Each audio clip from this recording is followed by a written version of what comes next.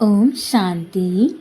आज की मुरली से हमने पॉइंट उठाया है करनहार और करावनहार की स्मृति से लाइट के ताजधारी भव, अर्थात मैं निमित्त कर्म योगी करनहार हूँ, करावनहार बाप है। अगर यह स्मृति स्वतः रहती है तो सदा लाइट के ताजधारी व बेफिक्र बादशाह बन जाते हो। आपको हमेशा याद रखना है कि आपको चाहे जितनी बड़ी सेवा करने का अवसर मिले, आप जितना ज़्यादा बाबा की याद में पक्के बनते जाओगे, उतना ज़्यादा आपको बड़ी से बड़ी सेवा करने का अवसर प्राप्त होगा। अन्य आत्माओं के हितार्थ आप बनोगे, अन्य आत्माओं का भला करने का आपको मौका मिलेगा। परंतु इन सभी में आपको एक बात हमेशा याद रखनी है कि करनहार केवल मैं हूँ, करावनहार तो बाबा है। वो चाह रहा है, इस वजह से मैं अन्य आत्माओं का भला कर पा रही हूँ। वो चाह रहा है तो मैं अन्य आत्माओं का भला कर पा रही हूँ और मेरा भाग्य सुंदर बन रहा है। जब आप अन्य आत्माओं के लिए अच्छा करते हो, इस संसार की, इस प्रकृति की सेवा करते हो, तो आपका भाग्य बहुत ऊंचा बनता है। और आपका भाग्य इसीलिए ऊंचा बन रहा है, आप अन्य आत्माओं के हित के लिए कार्य इसीलिए कर पा रही हो क्योंकि बाबा ने आपको चुना है। बाबा चाह रहा है कि आपका भाग्य सुंदर बने, आपको मौका मिले कि आप अन्य आत्माओं के लिए कुछ बढ़िया कर जाइए। क्योंकि बाबा ने आपको चुना है तो हमेशा इस बात को याद रखिएगा कि मेरा कोई योगदान नहीं है, कराने वाला तो बाबा है, करने वाला केवल मैं हूँ। और जब जिस भी दिन आपके अंदर हम की भावना आ गई कि मैं कर रहा हूँ, जितनी तेज़ी से आपके जीवन में सब कुछ आया है, उतनी तेज़ी से आपके जीवन से चीज़ें जाने भी लगेंगी।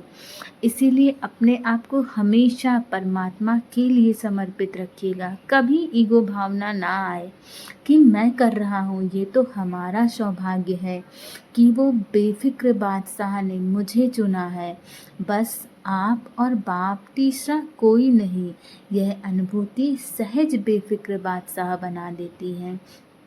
जब आपके अंदर हमेशा ये भावना रहती है कि मैं करने वाली नहीं हूँ, मुझे तो बाबा ने चुना है, तो आप हमेशा हल्के रहते हो और आपके अंदर किसी भी प्रकार की भावना आती ही नहीं है कि मैंने किया है, हम आता ही नहीं है, जो हमारे पतन का कारण बनता है। आप जितना ज़्यादा परमात्मा के नज़दीक रहोगे, परमात्मा के संपर्क में रहोगे, उतना ज़्यादा माया चाहे जितने प्रयास कर ले परंतु आपको छू भी नहीं पाएगी।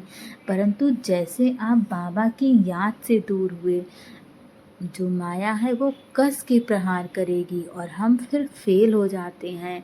हम तमाम व्यर्थ बातें सोचने लगते हैं कि मैंने किया है, मैंने किया है, बल्कि हम लोगों ने तो कुछ किया ही नहीं है, करने वाला तो बाबा है। वो चाहता है कि मेरा भाग्य सुंदर बने, इसलिए उसने मुझे चुना है कि मैं किसी के लिए कुछ अच्छा कर पाऊँ। तो ये तो कितनी अच्छी बात है। जो ऐसे बादशाह बनते हैं वही माया जीत, कर्मेंद्रिय जीत और प्रकृति जीत बन जाते हैं।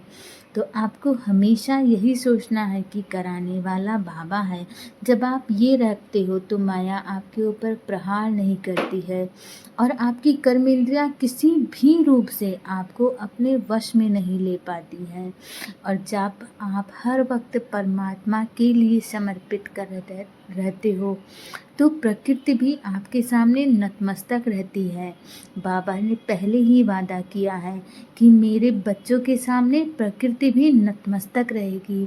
अंत समय जब प्रकृति हलचल मचाएगी तो जहाँ मेरे बच्चों के कदम होंगे प्रकृति वहीं रुक जाएगी, प्रकृति वहीं थम जाएगी, वहाँ प्रकृति हलचल नहीं मचाएगी। परंतु हमें आवश्यकता इस बात की है कि हमें उतना शक्तिशाली स्वयं को बनाना है। हर समय प्रकृति को ब्लेसिंग्स दीजिए, धन्यवाद करिए प्रकृति का, क्योंकि वो आपको फ्री ऑफ कॉस्ट पानी दे रही है, फ्री ऑफ कॉस्ट हवा दे रही है, ना जाने कितने संसाधन ये रहने के लिए, धरती आसमान सब कुछ हमें प्रकृति ने दिया है। तो जब आप उसका शुक्रिया करते हो तो जो बाबा ने कहा है कि प्रकृति उन बच्चों के सामने हलचल नहीं मनाएगी।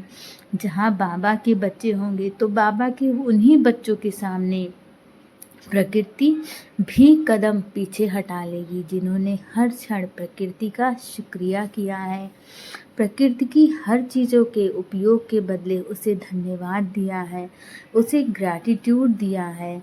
और यदि आप कोई गलती नहीं करते हो, किसी भी व्यर्थ भाव का अपने ऊपर बोझ नहीं उठाते हो, तो आप ताजधारी बच्चे बन जाओगे। और आपके अंदर कोई भी व्यर्थ चीज़ें हैं तो आप ताज के बजाय टोकरे उठाओगे। तो हमेशा बाबा की याद में रहिए और इस बात पर ध्यान रखिए कि कराने वाला तो बाबा है, करने वाली केवल मैं हूँ। ओम शांति। यदि आपको ये वीडियो पसंद आए तो इसे लाइक, शेयर और सब्सक्राइब ज़रूर करिए।